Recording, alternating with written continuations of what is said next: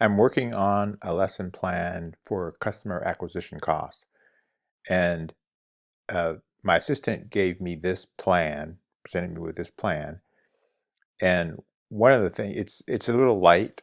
One of the things that I'd like to see is a little bit more discussion on some of the key concepts. So I've copied this part of what my assistant um, created. And this is a question that I'm asking, and then I'm going to post.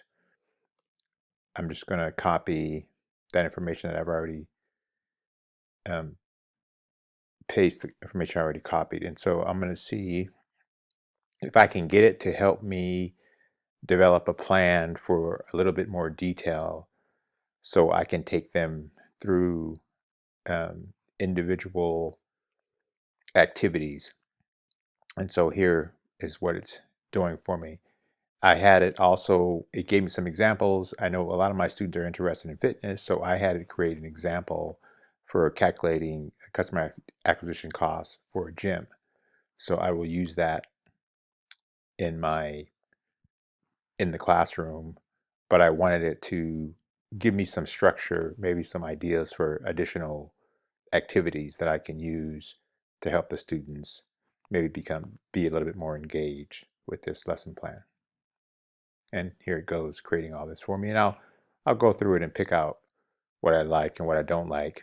But my assistant is incredibly efficient, clearly. And looking over what my assistant created for me, one of the things I thought was pretty good was calculating customer acquisition cost, CAC. So it says each scenario should include details like marketing, advertising expenses, sales team salary, software costs, and it says there should be a worksheet. So I copied that part and I said create the following. Now I'm going to paste what it said was, so it said create a worksheet. I don't have a worksheet for that. I could probably go online and find one, but I could just ask my assistant to create one. Let's see what it does.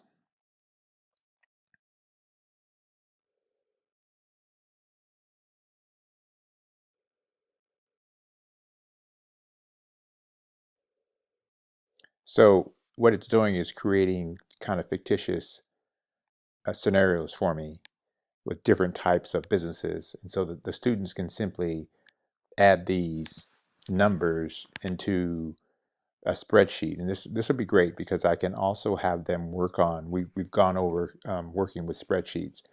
This is actually fantastic because now I can integrate creating spreadsheets into another lesson plan. So I have ready-made numbers for them so I can have them, and they're putting the formula in there. I can have them create the spreadsheets and they already have numbers to use. They don't have to ask all these other questions about it.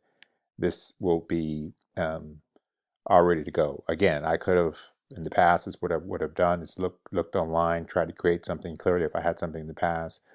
But I like having a fresh information and information that was created specifically for my class.